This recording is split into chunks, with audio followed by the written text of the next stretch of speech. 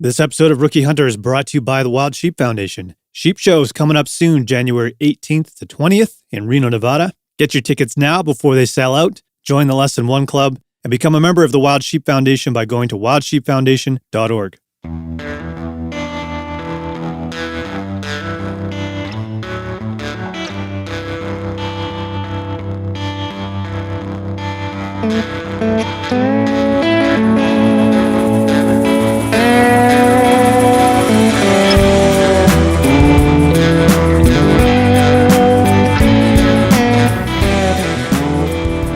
Hey guys, welcome to episode 147. Hope you enjoyed last week's episode. It's a bit of a connecting theme in this week. Garrett and Kelly joined me, which was awesome. It's cold out there, so we figured we might as well just jump on and do a podcast. Not much else we can do at this point. We covered some more of your listeners submitted questions. We jumped into some music stuff, and we explored a brand new segment called Tales from John. I won't spoil the surprise, but sort of wanted to come up with a way to poke some fun at the way people portray the hunting community in a very stereotypical way, but also in a way that is false. A lot of false information being spread by people who are influential. And we talked about ways we can help educate the non-hunting community on these platforms and the right way to go about it. As we talked about before, and as we all know, education is the key with the non-hunting community. And I think we just need to do a better job of letting people know what we do, why we do it, why conservation is important to us, and that we're not a bunch of bloodthirsty lunatics out there just killing things for the fun of it. We all know that, but some people would like to think otherwise, and some people would like to influence people to think otherwise. So, a bit frustrating, but this was a good way to poke some fun at it. Hope you enjoy that segment. Sheep Show is this week, so I mean, it's too late to go at this point. Well, I mean, if you're crazy, you could hop on a plane right now and head to Reno. Anybody who's there, I hope you guys are having an amazing time. I could not make it this year despite my best efforts. Sadly, work has gotten in the way, but we will be in Penticton. We're lining that up for the Salute to Conservation and the Mountain Hunting Expo. Hoping to see and connect with some of you guys there. But let's get into this episode. Sit back, relax, crack an ice cold beer, and enjoy episode 147.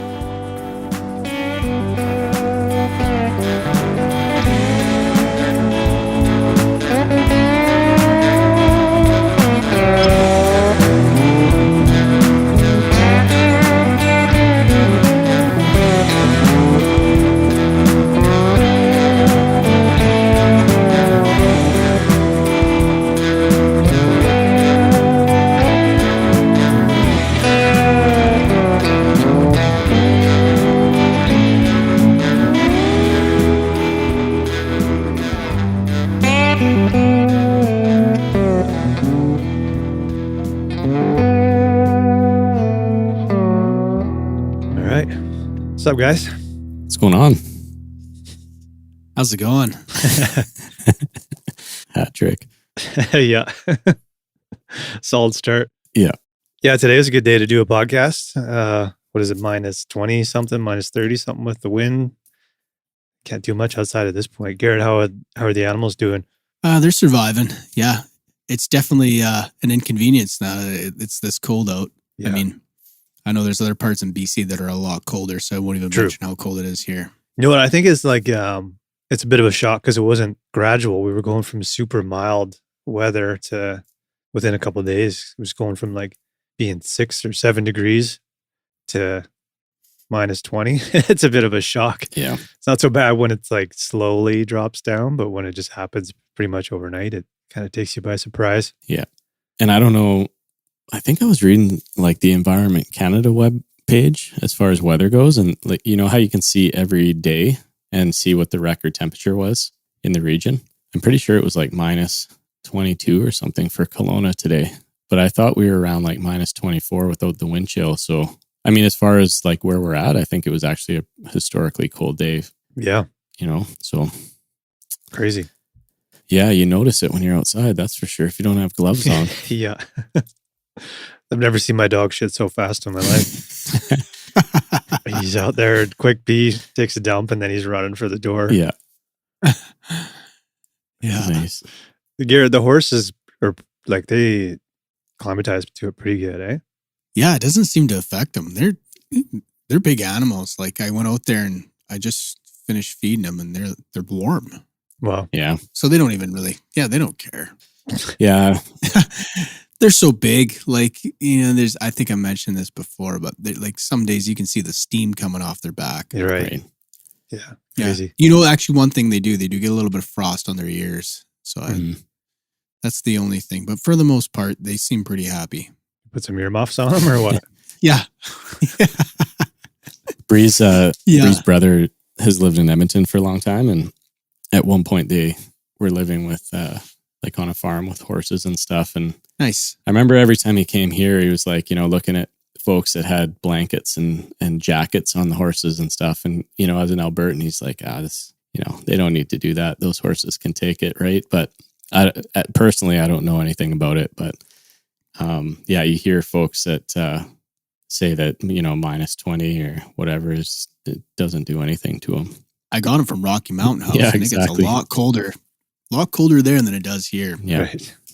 Then I've also heard with the blankets, it depends. Like I've also heard they're not good because it compresses their hair and then they sweat underneath them. Yeah. Mm. So it can actually make them colder. But if you shave your horses like for, shows or competitions, then yeah, they put blankets on. But don't quote me on that. That's kind of what I've heard. So it could be speculation. Right. It would make sense, I think. But I mean, they're fine. I go out there, they're fine. They're doing all right. They got lots of food. They got water. They got lots of salt. They're doing all right. Nice. They're doing their thing, man. They're happy. Yep. Have you been out at all, Garrett?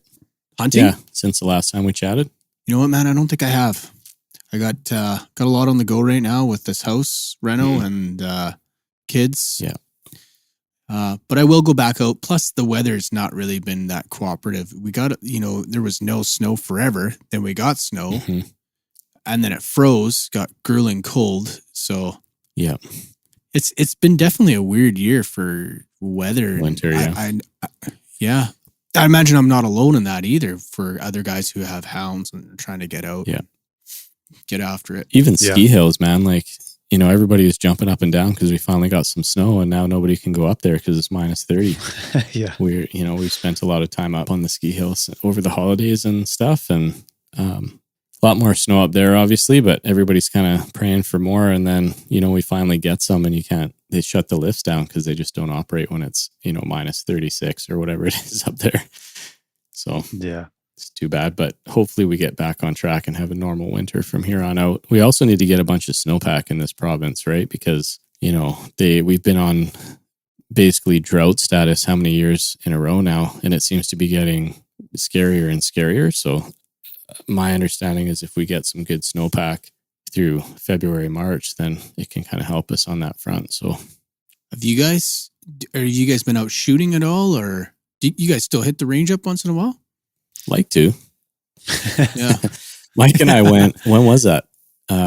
It was probably into summer, like more getting into just before hunting season. We made sure everything was sighted in, took some short shots and a couple long shots, and got it to a point where we were feeling confident before the season. And since then we haven't been out again. I was also, there's a period where it was kind of hard to find ammo. Like I couldn't, I was looking for the Noslers, even 30-06, and like I noticed Cabela's didn't have any, and like we had a store in town here that I don't think sells ammo anymore, but like we're finally getting them back in Canadian Tire and just your regular places, right? But I don't know. I was kind of like just saving on to my ammo. As long as I knew my gun was shooting straight, I didn't want to go out there and waste a bunch. But I don't know. It doesn't seem like it's as big a concern anymore. But it depends on the caliber.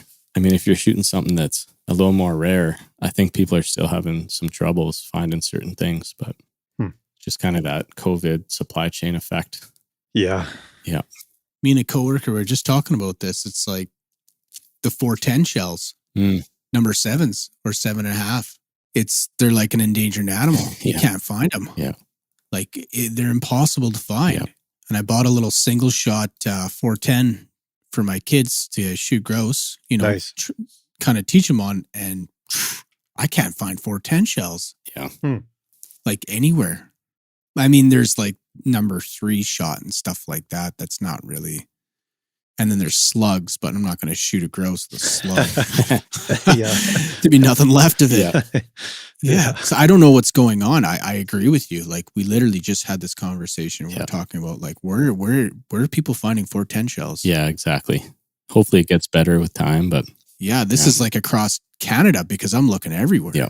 Yeah, the only thing I've done on the hunting related front was I drove to Kamloops and brought my rifle out there. It's out there now, and I took the old stock off of it and I ordered a new stock. It's a place called Wildcat Composites. It's based in Edmonton, and they make super lightweight, full, not hollow, but like solid composite lightweight stocks.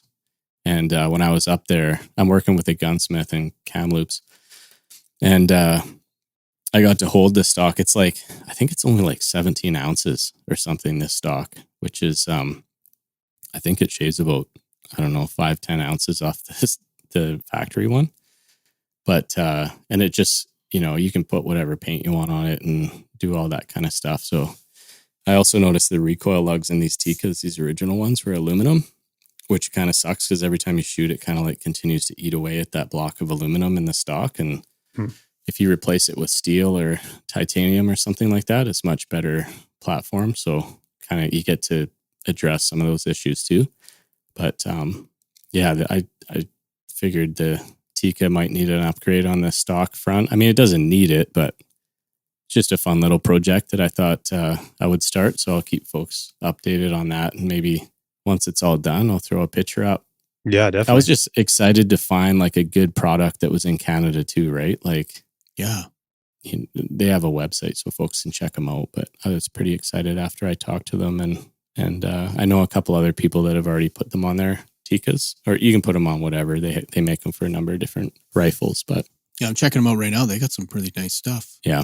I was looking at rifles again. Of course, I love rifles, so I was looking at the 308 caliber, and I know we always talk about the 308, and it kind of like, I don't shoot past 300 yards, so the 308 kind of put her back on the map for me again. It's a good round. Yep. Not too expensive. You can find it everywhere. Yep. Short Plus, action. it comes in that short action and then the tiny barrel length too. You can get like a 20-inch barrel. That's right. There you go. Dream shopping again. That's kind of where I started, was looking at other rifles. And then I kind of did my typical loop of going through all these different calibers. And then I end up going right back to 30-06 again, because it kind of gives me the best balance of, I think, what I need in terms of like, it's a big enough caliber to kind of handle a predator. It's not too powerful that you need magnums or long barrels. Like my rifle's a 22, I think. And then you can keep the rifle light and you can find the ammo and it shoots just fine out to 350. I just don't see it kind of like, end up right back where I started. So that's why I kind of thought, you know what, instead of going and buying a new rifle, I'll continue to just be an expert in this one. And then I'll just upgrade this one a little bit. It just needs that little push to kind of be like something you're kind of proud to have for a long period of time, right? I mean, as far as the barrel and the action goes in those Tikas, they're unreal. Like they're basically Seikos, right? So totally. It's just the stuff under it, like just the stock and the things they're like saving the money on, so you can replace that stuff pretty easy. Yeah. Actually, I think that Stephen Drake, he did a video on a build on a Tika, and he references a bunch of places where you can kind of retrofit the parts with upgraded parts. Yeah, right. It was a pretty good little build he did. Yep. It's throw a dig out for him. Yeah. If you want to check that out. Cool. Yeah. Nice. Do you guys want to do some questions? Sure. Yeah, we got some good ones. This first one, I think I did one of his on the last podcast too, from CMW Hunt. He said, which species in BC do you think has the coolest antlers? Ooh.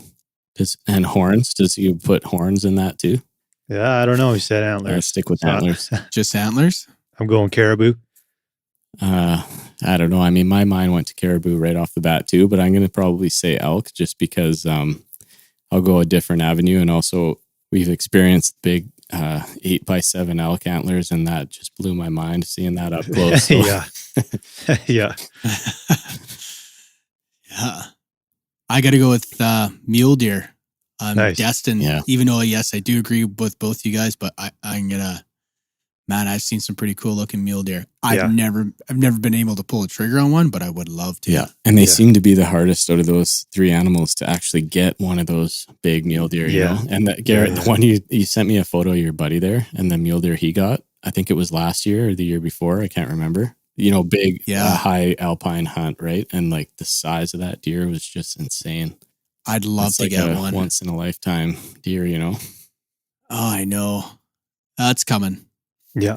But yeah, it could take year. I mean, well, how long have we been doing it? It's already like 7-8 years, right? So, you know, a deer like that could take you your whole life to find. Oh, I know. But when you got them, Yeah. that's it, Yeah. right? Well, and I agree with you. Like that's the cool thing about the deer, right? Is the antlers look super rugged and tough. But I mean, just to be able to see a set like that, it's going to take you a long time. Yeah. Oh, I would definitely get buck fever. I'd miss. Yeah. Knowing my luck, I'd whiz it right over his back. Yeah. The thing would run off and I'd start crying. I should take that back. I mean, sometimes you see some pretty big ones just walking down the street. That's true. But yeah, you got in Kelowna, you're talking, Yeah. right? Yeah. You guys have sent me some pictures. I'm like, holy cow, Yeah. what's going on here? yeah. Yeah, I think I sent you guys a video of a buck chasing a doe just at a park close to my place here. Yeah. Neighborhood deer. Yeah. Yeah. Crazy. Kelly, this next one I think is more for you. And this one comes from Caribou Media Outdoors. He said, are you planning to take any animals with a bow this year? Mm. I would love to hear about it. So I don't have a bow, but you do. Yeah. And, you know, I did start shooting again. Like since James was born, I kind of like any chance I did get to go out hunting, I would just bring the rifle because like I didn't have time to like really, you know, dial in the bow and spend a year, half a year just kind of getting my confidence back up. Right. So, but last year, like with a little more time, I did start going out. Actually, I got James a little bow too. So we got into it and I bought some new arrows and stuff like that. I just probably will go out this coming year. And more for deer, just, you know, local and stuff. I don't think I'm a bow hunter in the sense that I would put in like, you know, a day's worth of travel and a bunch of days worth of camping to try to bow hunt. I just don't think I'm there yet, but it's something that I want to be confident enough in to go out in bow season and see what I can do on a mule deer front. Yeah.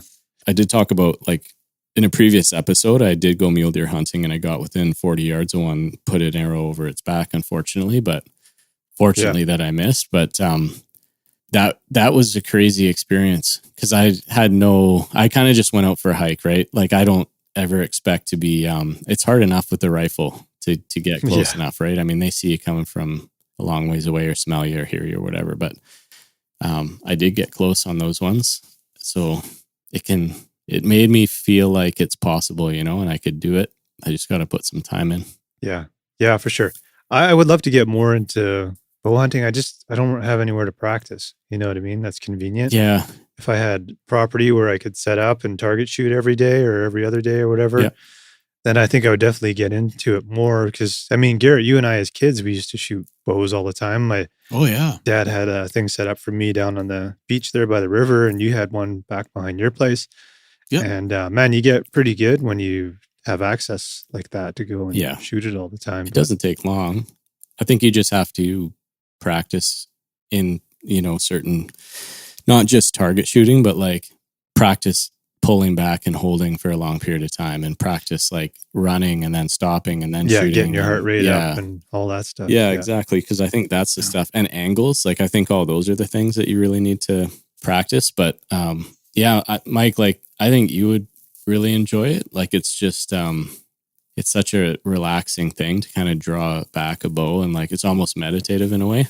Absolutely. And it's 100%. just one of those like skill things, right? And you know, you let it go and you just hear the arrow going through the air. There's nothing really like it, you know. You can kind of once you start doing it, you feel like you just stand there all day trying to find ammunition. To me, that's the most appealing part about a bow is I mean, if you're not losing arrows, you get to shoot all the time. I mean, your first upfront cost is your equipment, but then after that, I mean, you can shoot as much as you want without, you know, having to buy a box of 300 Win Mag Barnes bullocks for over $100, then you're just cringing every time you pull a trigger. Yeah, exactly. Yeah, it hurts.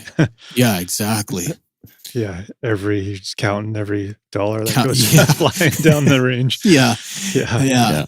Although I have already lost, like, I think I lost one of those new arrows because once I started getting back into it, so much rock and stuff around here, right? Like you end up going, you drop your target down, and if you miss that target at all, that arrow's toast. It's just, what are they made out of? Carbon or graphite or something like that? And they just like shatter basically, right? So Yeah, and then when I shot when I was a kid, they were all like aluminum. Yeah. Back in the day. Yeah, they're like Easton arrows. Yeah. Yeah, and it's expensive, right? I mean, those arrows are not cheap, and the broadhead, well, they're field tips at that point. But if you're using, like, if you're going out hunting and you're using broadheads and stuff, like one of those arrows is a few bucks for sure. Yeah. Yeah, definitely. But yeah, it's something that I would like to do more of for sure. Nice. Harrison McCormick says, do you guys ever dabble in waterfowl or upland bird hunting? Cal, do you know what I'm thinking of when I hear upland bird? Something's ringing a bell, but I can't grab it. We did our core. Oh, yeah. Lloyd and what are the guys from Harry and Lloyd? Yeah. Dumb and Dumber. Anyways, do you guys ever dabble in waterfowl or upland bird hunting? If not, would you ever consider it? I'd say, yeah, absolutely, we would. My dad took me when I was a kid one time. I know he did it once, and I can remember it. It was a fucking riot. Yeah, it was awesome. I bet. Yeah, you're shooting nonstop, and it's. I didn't hit anything, of course, because I suck. Yeah, but it was a pile of fun. Yeah, I would like to do that. Yeah. Something we've talked about quite a bit, but it's I don't know, around Kelowna, it's just not really like something you can go out for the day and do it. Yeah, it doesn't seem like it. And also, like, don't you need dogs? You could. I mean, I think it's better if you have them to go and retrieve stuff for you, right. But it's just waders in a raft or something. Or wait, hold on. You guys are talking ducks, or are you talking like pheasants? Either or. He's asking. Oh, either. Yeah. Sorry, I was going more the waterfowl route with my comment about the dogs. But as far as upland goes, like, I would love to do more of that too. I think if you go, like, if we went north a little bit, I think we could do more of that, like pheasant and stuff like. You think you guys would have a lot of that? I mean, probably private properties. You might have to.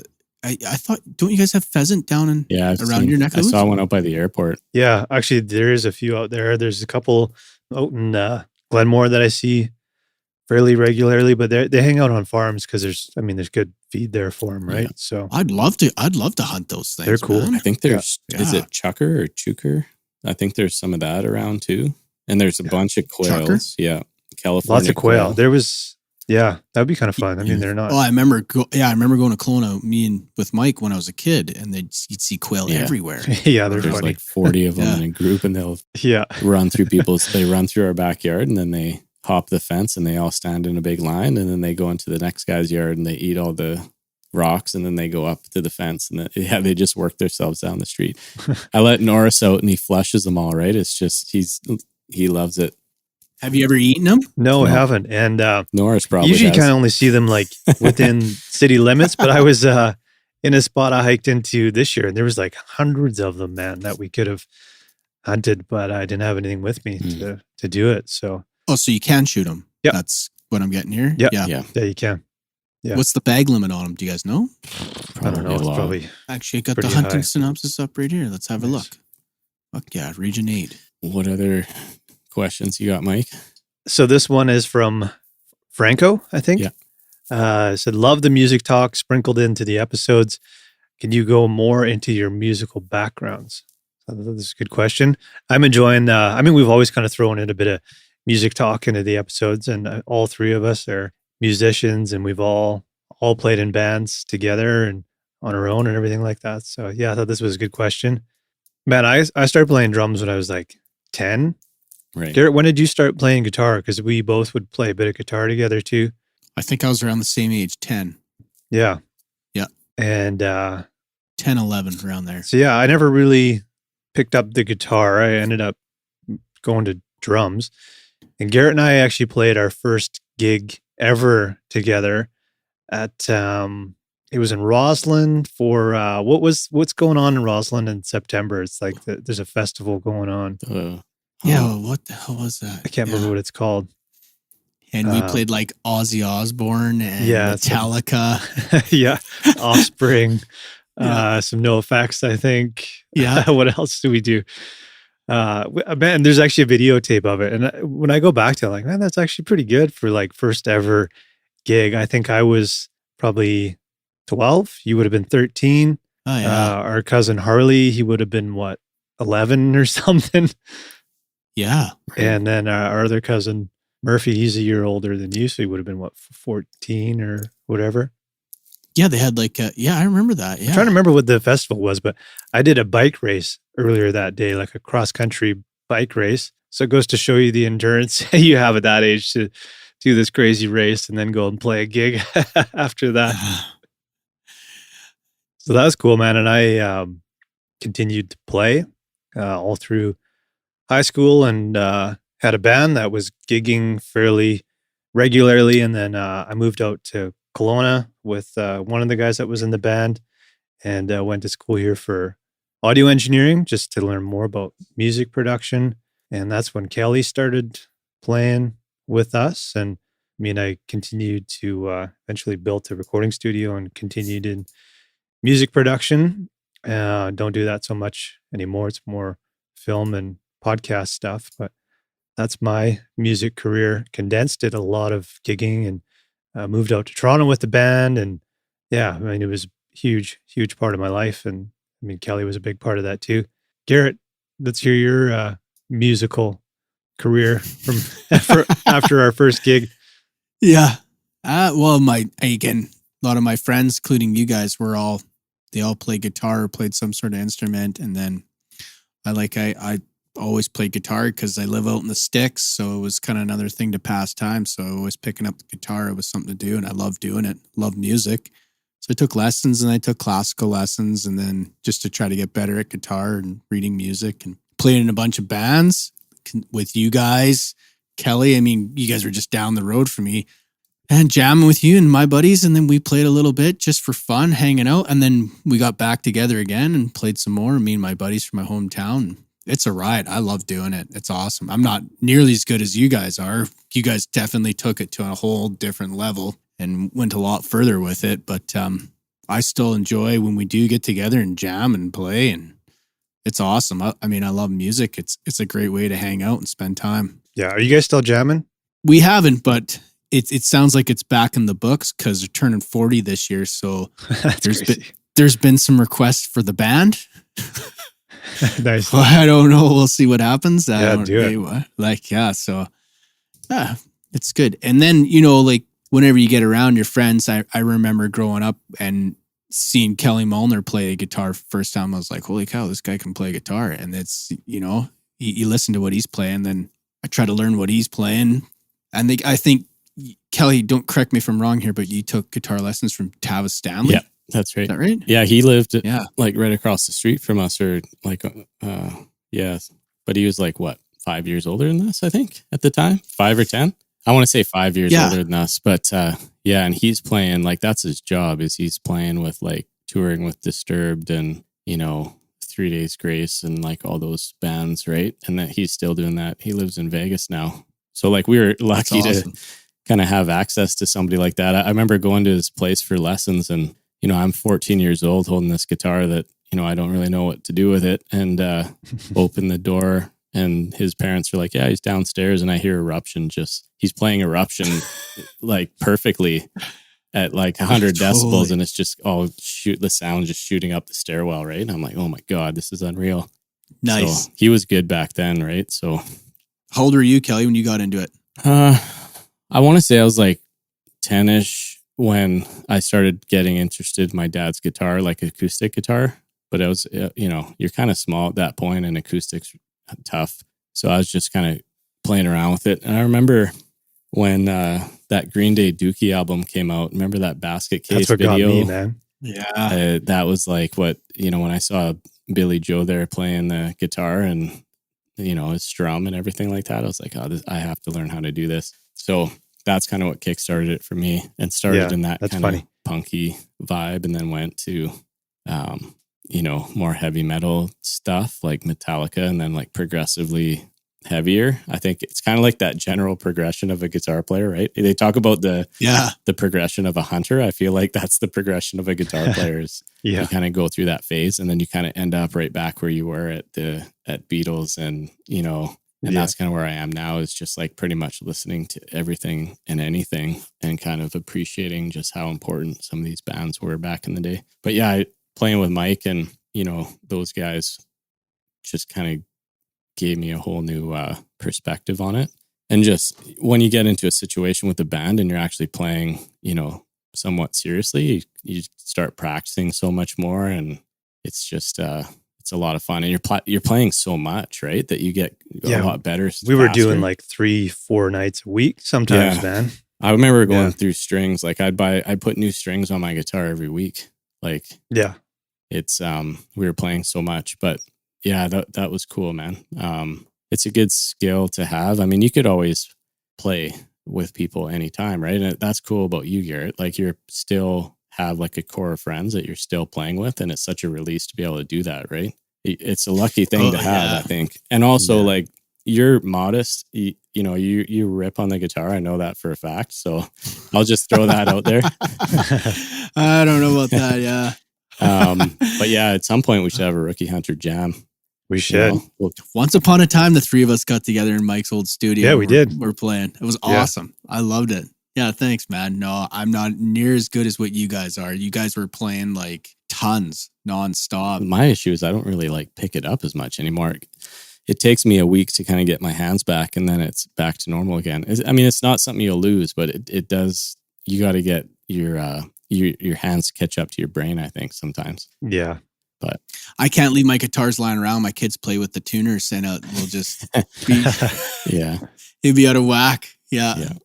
It's funny. They're curious. So I think it's safe to say, like, as much as hunting is a part of who we are now, I feel like music is kind of like that, an even deeper foundation and line between us, hunting is the more recent thing, and it's tapped into something that maybe we all didn't really know was a commonality between us, but I think music is a pretty solid thread.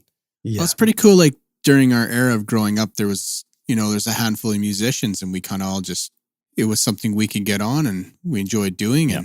And I got I'm a little bit competitive too, man. I can't put that aside. And you see somebody getting really good, you're like, oh, I better fucking start practicing, man, 'cause I suck. I gotta catch up. I don't want to be left behind. Yeah. We were so lucky, man, because so many people played. Like if you think about Rivervale, where I grew up, which is, I mean, how many houses are down there? Like 60 houses in Rivervale or something like that. Yeah. And like all of the kids down there played you're right. some instrument, man. So for us, it was like, I mean, it was easy. We'd go down to Kelly Capoletto's house there and just jam like all night long, all the time.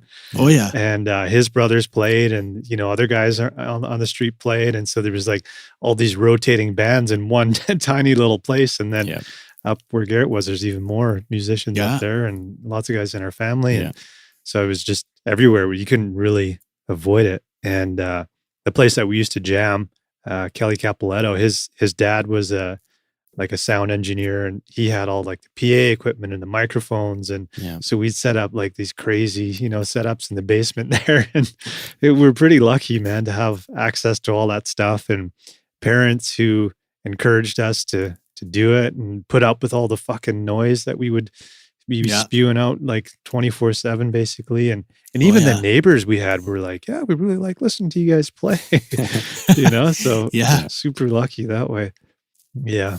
But yeah, I miss it, man. And Kelly and I were talking the other night. We're mentioning a guy that we used to play with. It'd be fun to just, even if it was every couple of weeks or something, get together for a jam, because I miss it, man. It was such a huge part of our life for quite a while there. And then it's hard to step away, but it's also hard to replicate the guys that you used to play with. Your standards are pretty high for what you expect. And you guys definitely, Yeah, I should mention the guys that I play with here back home. They're all my buddies from like kindergarten. Yeah. So which is pretty killer, man. It's that chemistry thing that it's really hard to build that with new people when you've been playing with the same guys forever. You can pretty much just like read each other's minds, where even if you're just jamming something random, you know where it's going and everyone's changing at the same time. It's pretty wild, man. It's connecting on another level. Someone's trying to talk and I'm trying to solo over top of them talking. They want to wring my neck. Yeah, there's always that guy. It's always the guitar player that keeps playing while everyone else stops. Yeah. That's me. Yeah. Nice. Cool. Well, that's a good place to transition into whiskey and vinyl. We still need like a segment music. We were trying to work on that for a while and everyone's busy. So one day we'll do it, but whiskey and vinyl. And this week we're doing guilty pleasures. You guys ready? You go first, Mike. All right. So I don't know if you can see this. This is Miley Cyrus. Oh yeah. Plastic Hearts. This is actually a really good record, man. Yeah. She's got a bunch of guests on this one. So Dua Lipa, there's another guilty pleasure for me. Billy Idol, Joan Jett, and Stevie Nicks all are featured on this record. There's some really good songs on this, man. Good production. Nice. And I've got it on vinyl. So that's a good one. For whiskey, I'm actually taking a little break from booze. So I'm drinking kombucha, but I thought I would share a whiskey and vinyl suggestion from Instagram. And I didn't realize it at first, but this one is from Skew24. This is our friend Sean. I didn't realize, Kelly. He said 2 stacks whiskey and maybe some Tom Waits Nighthawks at the Diner, which is a great album. Yeah. Yeah. So there you go. Yeah. And I don't listen to a ton of Tom Waits, but that one, that's a good one. It's such a cool listen. Yeah. Sorry, did you mention your whiskey? I'm drinking kombucha because I'm taking a break from booze. Gotcha. Well, I'll start with mine then. It's a bit of a Christmas present this year. Oh, nice. I have some Bareface whiskey. Oh, nice. Made in Canada. Triple Oak. 7-year. Nice. It's good stuff. It's kind of got a bit of a bourbon vibe, but it's a little different. Guilty pleasure. Let's see. I don't know. You kind of caught me off guard on this one, but I would say, every once in a while, Bree's got the Dua Lipa Future Nostalgia album on. Yeah, it's like the moon. Great what record. Is it called? The Moonlight Edition or something like that. I don't know if it's any different than the other version, but I don't know, man. I just think if it's on, it's not one of those albums where I'm like, oh God, I can't wait for this to be over. You just start like grooving to it a little bit in the car. And they have good production too. And they're using like actual really instruments and stuff, right? Yeah. So, Chad Smith from the Chili Peppers plays on at least one track on there. Oh, okay. Yeah. So those are actually, I like to, when I hop on the drums, there's a couple of tunes I like to play along to from that record. Yeah. Yeah. Yeah. That's kind of, like I've got some of that stuff in my playlist for sure. What I kind of like to do with guitar too is just put it on shuffle and whatever comes up, you just kind of jam to it, right? And sometimes it's something like that, and you realize it's pretty fun to play stuff like that. Yeah. You can come up with some little jazzy chords to strum there, and anyways. Yeah. I think pop is better today than it used to be. Yeah, I was noticing that too. Like I think we were chatting about this actually, like the Harry Styles and the Lizzo and the Miley Cyrus and the Dua Lipa, like all those things seem to have something in common in the sense that the production is kind of moving away from like the computerized kind of garbage, like it's going back to. There's like a nice mix of the two. Yeah. Yeah, exactly. So so if you saw them live, they'd be playing with a band and have that energy and everything, right? Yeah. So Garrett. I have to share mine? Yeah, you do. I'm back on the Glenlivet 1824 because it's delicious. Nice. Good. Yeah.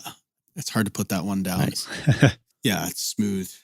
And then the guilty pleasure is Lana Del Rey. Oh, nice. She's got some pretty good stuff. Yeah, she does actually. Yeah. Yeah. Yeah. Born to Die. The Paradise Edition. There you go. Nice. Don't tell anyone. Well, this will spice up the playlist. Kelly, where is it anyways? I haven't even been able to find it. It's on Spotify. It's called, I can't remember if it's Rookie Hunter dash Whiskey and Vinyl or if it's Whiskey and Vinyl dash Rookie Hunter. It's one of the two. If you search for playlists and with the rookie hunter in it, I think it'll pop up. I couldn't find it, but maybe we'll link it up in the show notes if people want. I'll double check that it's public. Nice. We got a bunch of song recommendations too. We'll do that another day, but yeah, good stuff. Yeah, cool. We don't have the vinyl for any of these. Actually, Mike, did you have the vinyl for that Miley Cyrus one? I did. Oh, okay. Yep. So Garrett and I are both kind of cheating. We don't have the vinyl for these. Yeah. I got I bought it for Zoe, Future Nostalgia on vinyl for her. Oh, okay. Can I borrow it? Hot pink. It's pretty sweet. Yeah, sure. Are you guys ready for our next segment? You don't even know what we're getting into here. Sure. Okay. This we're gonna call this one Tales from John. Let me know if you can hear this. Was January 7th the deadliest day this winter? Yesterday, much of Western Canada celebrated as the first real snowfall in almost a month blanketed the landscape. Skiers skied, snowshoers snowshoed, photographers photographed, and hound hunters hunted. It was a banner day for hound hunters across BC and Alberta. Fresh snow after weeks of nothing over the holidays, and better yet, it was on a weekend, when most of them were off work and able to get their trucks and sleds and hounds out onto the fresh trail. Friends in Merritt, BC counted 7 different hound hunting trucks out on the Forest Service roads in just one small area. A friend in Kelowna, BC, another 5 out there. And here in Alberta, they were out by the dozens. In total, there were probably hundreds of hound hunters out there yesterday in the fresh snow looking for things to chase and kill. In their gun sights, cougars, lynx, and bobcats. While we were all celebrating the fresh snowfall for the precip and the fun it brought, these 3 native cat species faced a day of torture and for many, of death. So what is hound hunting? And why kill a cougar or a lynx or a bobcat? The answers, unfortunately, are despicable and disgusting. Killed as trophies, these hunters drive up and down country mountain roads, and as soon as they find fresh cat tracks, they release their cougar hounds onto the fresh track. The hounds then pursue the cat, and one can only imagine is a life-threatening, terrifying chase. Once treed or cornered, the hunters get a signal from the hound's GPS collars and drive, sled, ATV as close as they can to the treed cat, hike in, and shoot it if it's deemed worthy enough to kill. If it's too small, or if it's a kitten, or sometimes even if it's a female, they let it go and move on to chase the next cat. This is not a sport for the faint of heart or for the poor. You need a large, reliable truck, outfitted in the best wheels and suspension money can buy. A single cougar hound costs 4 to 5K Canadian. A single GPS collar costs another 4K. Throw in an iPad for tracking them from the comfort of your vehicle, a sled, a gun, an ATV. I think you get the picture. So is this hunting regulated and closely monitored? No, it's not. What few studies have been done on big cats in BC and Alberta have shown populations that are overhunted, with far too many female cats being killed, despite trophy cat hunters' claims they never kill females. I was part of an FOIP in the East Kootenay that showed 48% of all cougars killed were females. I'll post more about this soon. Want to learn more? Pick up Mark Elbrock's latest book, The Cougar Conundrum, and get educated. Thanks, everyone. Together we can make a difference on stuff like this. Oh man, you're gonna get some, get some flack on that one, man. So obviously not laughing at the content and the thought of cats being killed and that, just laughing at the ridiculousness of the writing in this, but I'm trying to make a point here. So that was taken from a post, and I don't think we need to mention the name of the person. Very talented photographer. I'll definitely give him that. But I mean, some of the stuff that's being shared out there is over the top. It's full of misinformation. And I mean, when I look at something, I mean, that's kind of the vibe I'm getting from it. It's just like this dramatic vision of what hunting is, and everybody's out there just killing stuff, and there's no rules, and so as stupid and over the top as that was, people eat that stuff up, and they read a lot of that as being factual, and I mean, a majority of that is not factual. And I mean, Garrett, you're a cat hunter, so I thought this would be kind of an interesting opportunity to fact check a lot of what's there, because that individual has a very big and vocal following. They sort of take whatever is written there, and they take it as factual. And I don't blame people for that. I mean, why would somebody lie about certain things or whatever? And everyone loves wildlife, and he takes really amazing photos of these animals. So I thought it would be worth it to sort of break down what was written in that, and yeah, I mean, share your opinion on it, because Kelly and I don't cat hunt, even though we're sort of somewhat informed on it. But yeah, I mean, take it away, Garrett. You can break it down a little bit. Yeah, totally. I will definitely give my view, my opinion on it, and let's just go over what you did there with that audio, though. I think that's pretty much bang on how I feel when people attack things, when they get emotional about it, and they, basically just start citing stuff that clearly nobody is fact checking. So sometimes, it is a little offensive, but again, there's always constant attacks on hunting, so it's better to take the right approach on it and not obviously get emotional and try to be rational on the subjects, because obviously, we want our voice to be heard, and we don't want these things to go away. And that's the biggest thing. And I'm sure you guys agree on it. If there ever was a problem with cat hunting, and if it wasn't sustainable, I'd be the first one to say, well, I'm not doing it anymore. Right. But I let that type of information lay in the hands of biologists and people who are far smarter than I am. Yeah. And I won't question that. And if it is sustainable, sure, I'll go out and do it. But if it's not, I will not do it. And that is that's my 100% honesty on that. I will not go out and pursue animals if it doesn't mean it's obviously they're all dying off and there's nothing left, and for whatever the case may be. But yeah, I mean, I think we all feel the same about that with any species. If it's deer, if it's moose, 100%. Or whatever, man, I think all of us would go above and beyond to help that species if it needed help, right? Exactly. Yeah. But I did read a bit there, like you said. Well, we won't mention the man's name, but some of the stuff there.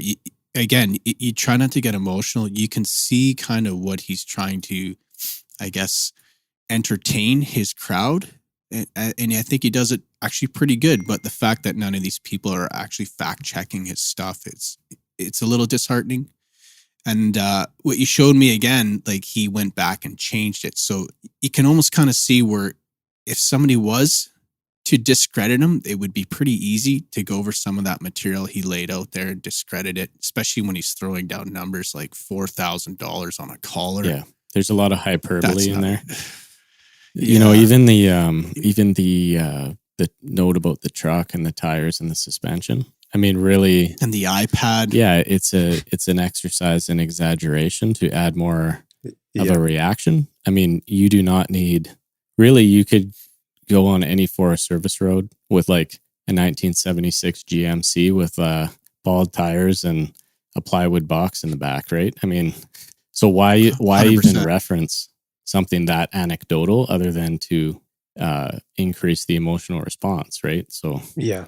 And I think the underlying message to it that he's trying to portray is that how easily and accessible it is. At least that's what I get from it. It's like as soon as the snow comes, it's like, oh, it's a given.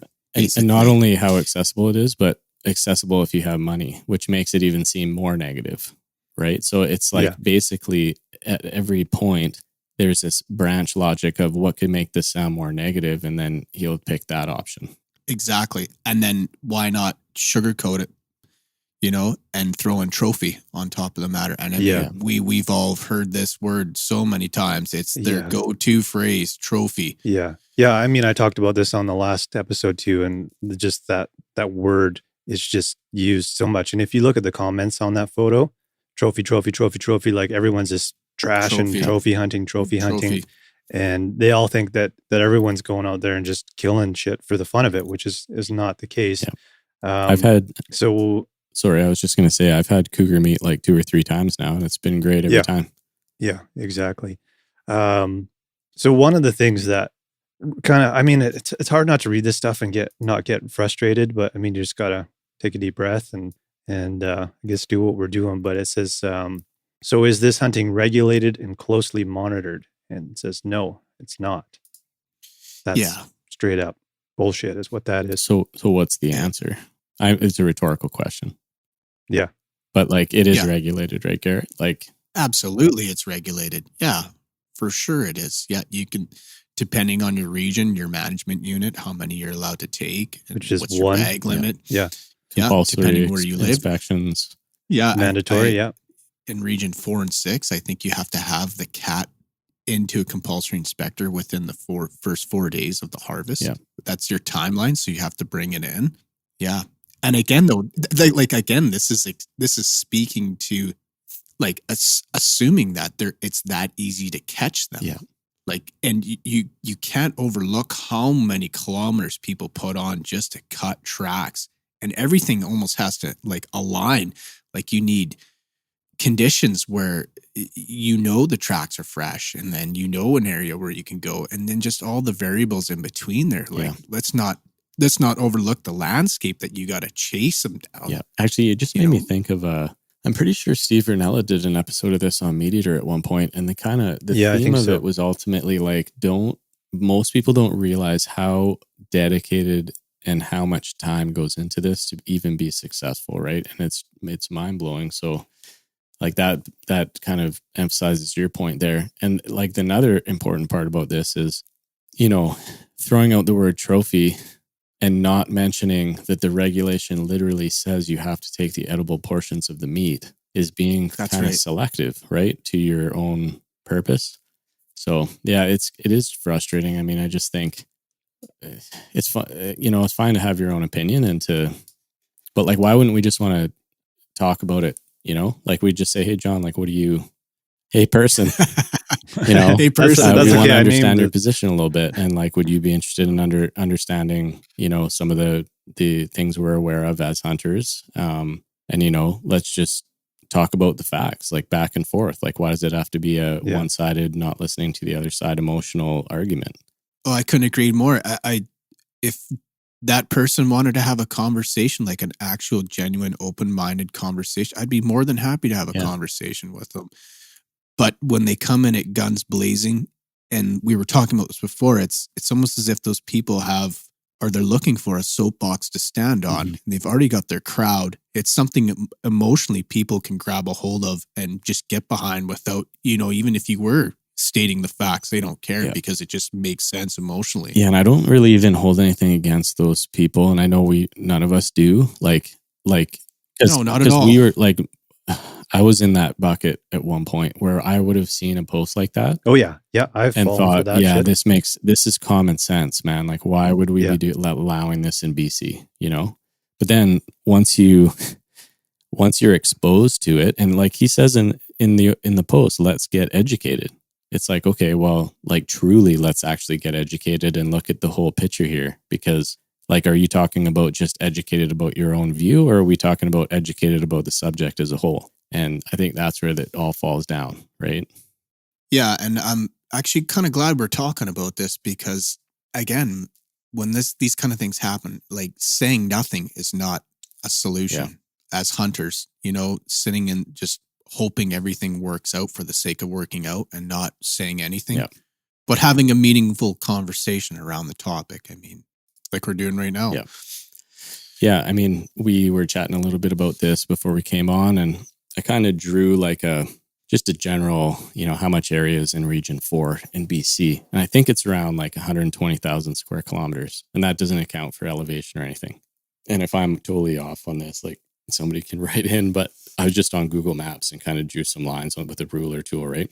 So if you consider that, and then you can go to the BC government website and look up big game harvest statistics, which basically pulls data across BC every year back to 1976 on compulsory inspections, sample survey estimates, guide outfitter reports, permit to accompany reports, all that stuff.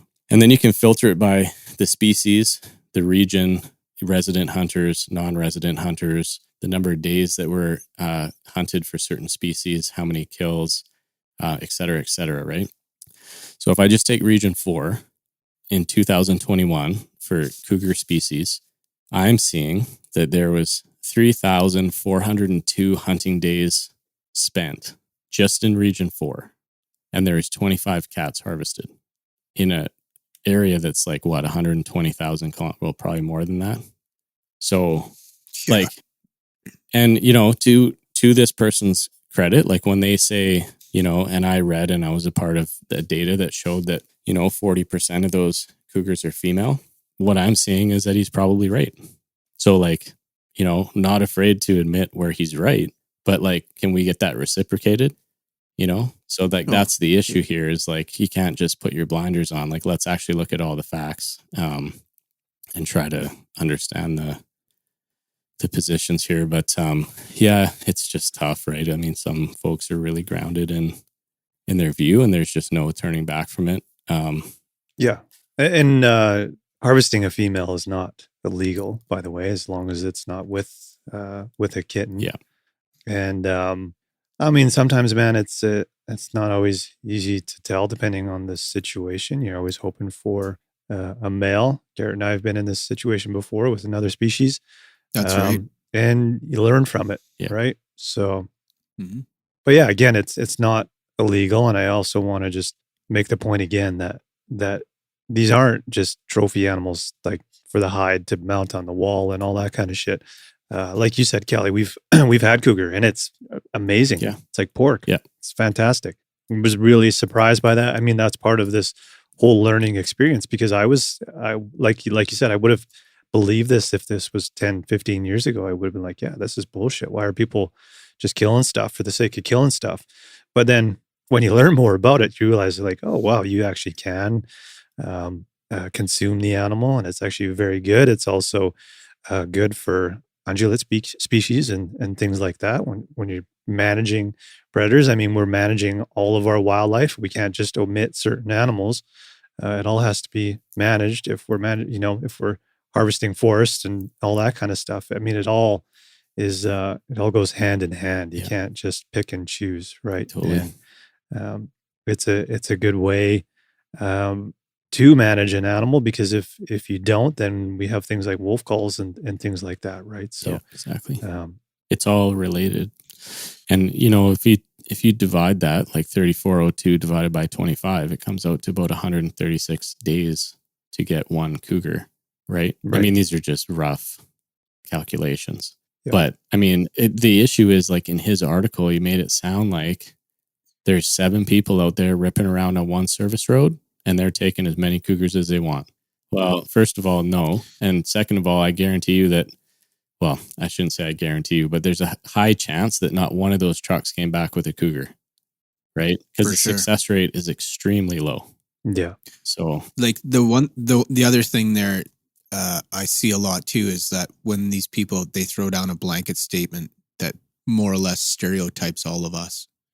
So he's under the assumption that we all have trucks, dog boxes, $20,000 trucks, like a sled or an ATV or a side-by-side, probably with snow tracks and all that, which I'm just going to, everybody knows, I don't own that. Yeah. For multiple reasons. One, the dogs keep me in shape over the winter. I get a lot of cardio. 2, I just don't want another engine to take care of. I got a tractor, truck, I got ride-em lawnmowers, a whole bunch of crap. Plus I got horses, so it'd take away from the horses. Yeah. So that's my choice to run the hounds the way I do. But again, Garrett, we should jump in. Like, how do you run your hounds?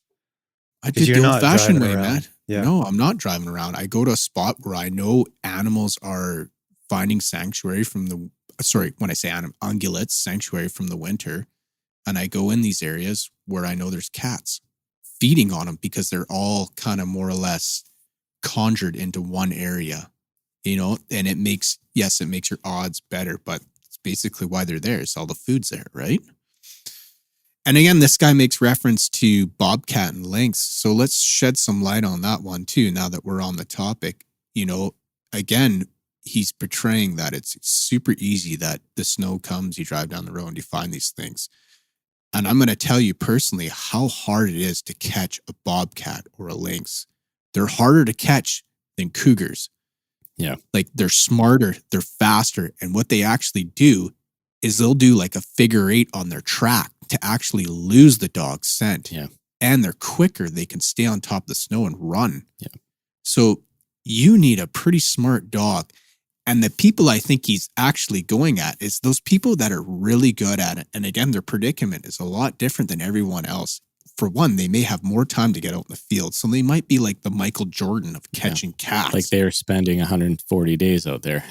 Exactly. So you can't use that person as the blanket statement as all of us. We're not all at that elite level. And I would put it right up at anybody who is very proficient at what they do. They are the master of their craft, like a fly fisherman or anything that you put at. Yeah.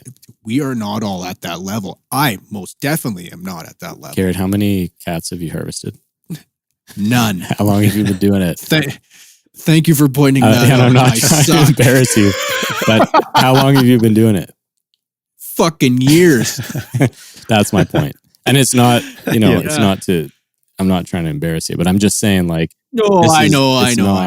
This is not an easy thing. No, yeah. It's not like, boom, you got him. It's in the bag. All right. Yeah. But that's to a person that's never experienced it. They grew up in Vancouver and they're in the city. They think you hold a rifle and you go out there and you laser beam animals all day and then you come home, right? Like it's, 100%. And it's such the opposite. It's, anyway.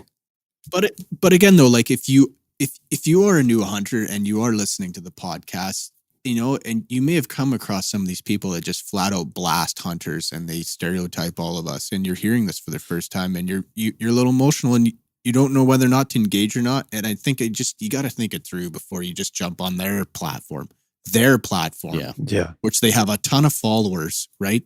That they're preaching to. And just really be smart about how you engage with them. Yeah, to speak on that, we did see a post in response to this, and it was on Facebook. His name was Chris Newman, and feel comfortable mentioning his name because we actually reached out to him beforehand. But he basically just outlined, if we're going to throw stones, let's make sure some facts are right. I don't personally hunt cats, but I feel it's my responsibility as a hunter to at least call out some non-truths here. And then he kind of went through a few points.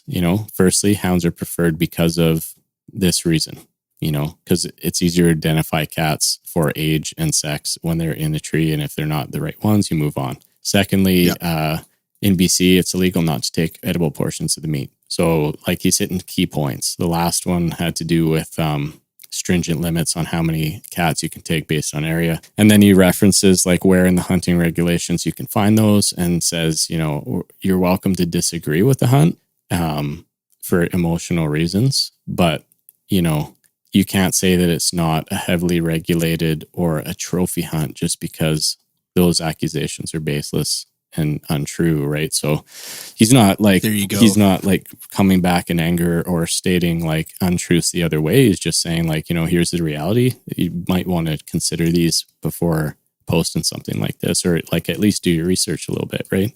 Totally. And then one more thing on top of that, for all the people listening to this who own dogs, how many of these people have owned hounds? Yeah. They're a different walk of life, man. I had retrievers growing up, and hounds, they ain't nothing like retrievers, let me tell you. They are, and to have a hound that's good enough to run a track, right? Yeah. Follow that track, not get distracted, find your quarry, keep them up the tree and not run away from the tree, and stay there and hold it by the time you get up there, right? Now, that's not mentioning a dog that's possessive. I don't know if you guys have heard of this, but there is hounds that are possessive. They get to a tree, they'll start ripping the bark off. And if any other dog gets close to it, all hell breaks loose. It's a lot of work. Now, see, that's what I'm doing is I'm just shedding light on, just because you have a hound doesn't mean it's another one in the bag ready to rock and roll. Hey, I got a hound. We're going to catch cats. this is how it works. No, it's not even close. So again, Yeah. that's my angle. Yeah. Should I read Chris's response? I reached out to him. I read it to you guys already. Yeah, absolutely. Yeah. I think it's an unreal response. So I reached out to him and just told him that we were doing this episode tonight and discussing this post, and that we came across his, and we just really appreciated the way he handled the conversation and the feedback that he gave, and the fact that I think that's how hunters in general should hopefully interact with these types of people, because he did it in such a good way. So he said, "Hey, Mike, definitely appreciate the positive feedback. And for sure, feel free to use any part of the exchange if it helps. I made a conscious decision a few years ago to be more outspoken and involved in conversations like that, and started Chichako Outdoors, which we can link people up to. He's got a YouTube channel. He's on Instagram, so make sure you check him out. So we started that with that mandate in mind. The hunting community has some of the most amazing people I've ever had the pleasure of meeting, but we absolutely have a PR problem. The trick with guys like John is remembering to be respectful yourself and just lay the facts out on the table. They're not stupid people by any means, and they have some very strong convictions, misplaced as some of them might be. A lot of non-hunters aren't necessarily anti-hunters. They just don't know what's involved. So stuff like John's post just seems like common sense to them. You just have to help shed a light on the subject. So he sent me some links here to Chichako Outdoors. It's spelled Cheechako. You can find him on YouTube and Instagram and stuff. Seems like a really great guy, and it's just nice to see hunters out there starting dialogues like this and being very respectful to other people and just trying to educate them. So hats off to him for doing that. Yeah, that's awesome, man. I'm super thankful that guy made a post like that, or a comment, sorry. Yeah. It's too easy to get mad and just flip out on somebody. I mean, reading that post, it makes your blood boil a little bit, and you do just want to call him an asshole, and that's it. But I mean, that's not going to represent the hunting community well, and it's also not going to educate anybody. It's just going to, especially when, like you said, Garrett, when you're on someone else's platform with their audience, you better do a good job if you're going to say something, right? 100%. Yeah. And that guy had a comeback for everybody. Everybody who was standing up and trying to have a respectful, meaningful voice, he had a comeback. So again, yeah. Yeah. So anyways, I just thought it was an interesting topic and worth shedding some light on. As over dramatic as the clip was that I made, it just reflected what I saw and what he wrote. It was kind of ridiculous and over the top. So no, I think you nailed it. That's exactly how I feel when I read stuff like that. Yeah. Well, and I think that's how I kind of think that's the intent, right? It's not to objectively state a position. It's to actually act as a director in the animal's eyes. So you can almost see the movie scene where, the animal's looking and you see the big, $200,000 monster truck roll over the hill. And, it's just like, it's about painting that picture. It's not like a scientific statement, Yeah, exactly. I think I listened to, I forget what podcast it was, but I think it was Jim Shockey. He was talking on Joe Rogan. Like, may have been Joe Rogan, something else like that. But he said everything went sideways when that fucking Bambi movie came out. And then just Disney portrayed hunters as these just redneck drunks driving around. It's just totally off the rails. There's still a lot of that going on. Like, I don't know if you've seen on Netflix, if you go to the kids, we have a lot of the kids one on, right? And and if you go to the kids Netflix, there's this movie that's rated #1 right now. It's Woody the Woodpecker. I was like, oh, cool, Woody the Woodpecker. I remember that growing up. So I put it on, and it's like this computer, GI type movie.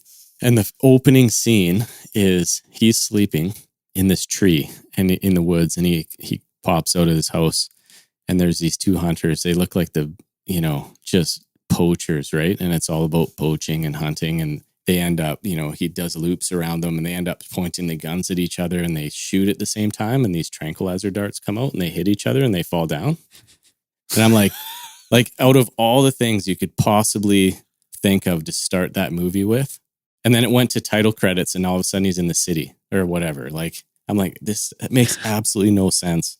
And the reason, like, it just put, again, hunters in this really bad light. Like, oh, that's a hunter? Like, as a 4-year-old, that's your first experience seeing a hunter, right? Is that movie, right? And they just look like grease balls on that movie. So it's, anyways, I was a bit frustrated with that when I saw it. Oh, that's exactly what I'm talking about. There's a lot of good stuff out there too, but it's just frustrating that that's like the number 1 rated movie for kids on Netflix right now, right? Yeah, like that's easy to influence the thought of totally. children. It's kind of On the opposite side, it's Bugs Bunny, where the guy's getting his beak blown off with a shotgun. Yeah, it's both extremes, right? Yeah. Anyways. Well, anything you guys want to add to this episode? Nope. I don't think so. This bear face is pretty good. I'll end with that. Yeah, nice. Yeah, this kombucha is pretty good. It's taking a month off. Yeah. Needed it. Dry January. Yep. Nice. Yep. New Year's Eve. I tied on a good one. And, whoa. Dry January? What? Isn't that a thing? Kelly. I don't think you could say that, man. What? Don't worry, I'll be back. Yeah. Look at that fucking hoodie you got on there, man. That's sick. This is from this guy I work with, Joe, I mentioned him. He does the fishing podcast in New Jersey there. Nice. And New Jersey, I guess, has this thing that they're kind of famous for. It's called pork roll. It's like a breakfast thing. So he talks about this shit all the time on his podcast. It's kind of funny. But it's like basically like a breakfast sandwich. And pork roll is like this meat that comes in a tube and you just like cut it up and fry it, I guess. And then like an egg and cheese. And so I guess like when they're going fishing, they'll load up on like pork roll and they'll take that out on the boat. It's like a, like a breakfast thing that you're kind of stoked to have out there. So, and then anytime like somebody comes and comes on a show from out of town or goes fishing with him, he takes them out for pork roll. That's like the first thing he does with them. So nice. Anyways, that's what that is on there. It's New Jersey with the animated pork roll guy on there. There you go. Nice. Yeah. Sounds delicious. It does sound delicious. Yeah. Like tube meat, probably like Spam or something along those lines. Just like mystery meat. It's probably salty and delicious. Yeah. Nice. Yeah. Cool, boys. Well, this was fun. I'm glad we got to do this. And you guys were on just a couple of weeks back. So nice to have you back for another one. Yeah, totally. And thanks for the cold chat. weather. Might as well. Enjoy the weekend. Yeah. Good to be back. I guess it's Friday. Yeah. Yeah. All right. Sounds good. See you, fellas. Okay, cheers. All right. Cheers. Later.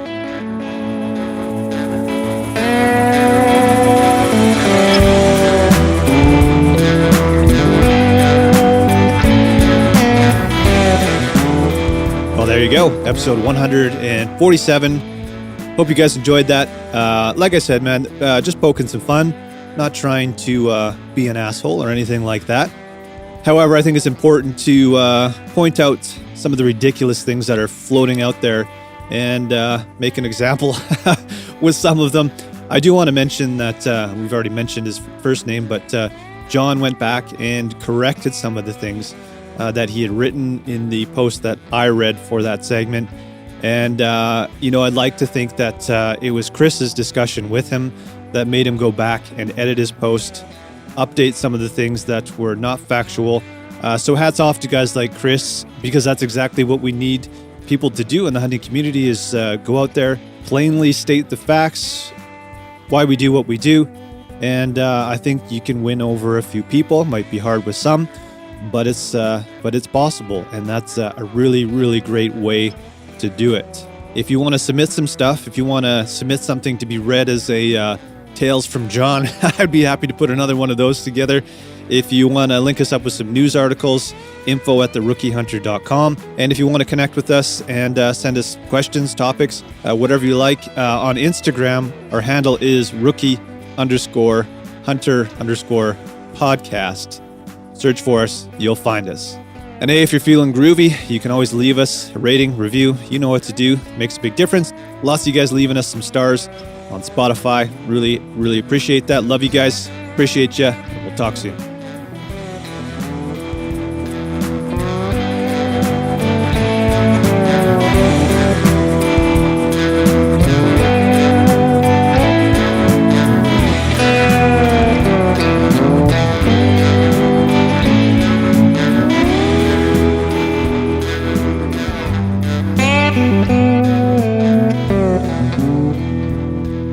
Bye.